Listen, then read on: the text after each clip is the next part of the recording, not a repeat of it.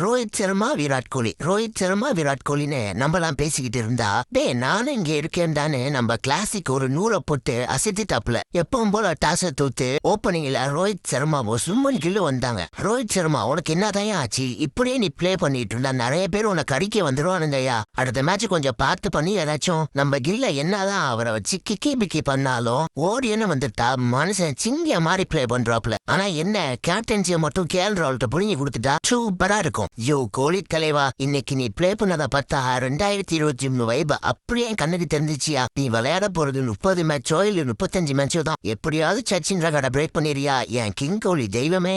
எவ்வளவு நல்லா பிளே பண்ணாலும் இந்த மனுஷனுக்கு மட்டும் கிரெடிட்டே கிடைக்காது. அவர் தான் கேஎல் கிளாசிக் ராகுல் 180ல இருந்து 200 வர வேண்டிய ஸ்கோரை அடின்னு அடிச்சு 285 ரன் கொண்டு வந்துட்டாப்ல. நான் என்ன சொல்றேன், கில்லிட்ட இருந்து கேப்டன்சியை புடுங்கி நம்ம கிளாசிக் கேஎல் ராகுல்கிட்ட கொடுத்தா சூப்பரா இருக்கணும் சொல்றேன். சரி 284 அடிச்சாச்சு, மேட்சை ஈஸியா வின் பண்ணிடலான்னு பார்த்தா அந்த பில்லிங் பயபிளையும் மொத்தமா டேரி மிச்சலும் இந்தியாவை போட்டு பொலன்னு பொழந்து இந்தியாவோட மேட்சை பிடிச்சி இந்தியாவை தோக்கடிச்சு விட்டானுங்க. அதுவும் அந்த மொத்தமா டேரி மிச்சல் ஓடின்னு வந்துட்டா சும்மா பேய் பிடிச்ச மாதிரி நொறுக்கி தர்றான் எல்லா டீமையும். இன்னைக்குதான் விராட் கோலி நம்பர் 1 பேட்ஸ்மேனா வந்தாரு. அந்த பயலுக்கு அது கூட பொறுக்கலங்க. அந்த மொத்தமா டேரி மிச்சலுக்கு அவன் நாளைக்கு எப்படியும் கண்டிப்பா நம்பர் 1 பேட்ஸ்மேன் வந்துரும். அவ்வளவுதான், வீடியோ முடிஞ்சு அடுத்த வீடியோ நம்ம பார்க்கலாம். சப்ஸ்கிரைப் பண்ணாதவங்க சப்ஸ்கிரைப் பண்ணிட்டு போங்கடா தெய்வங்களா.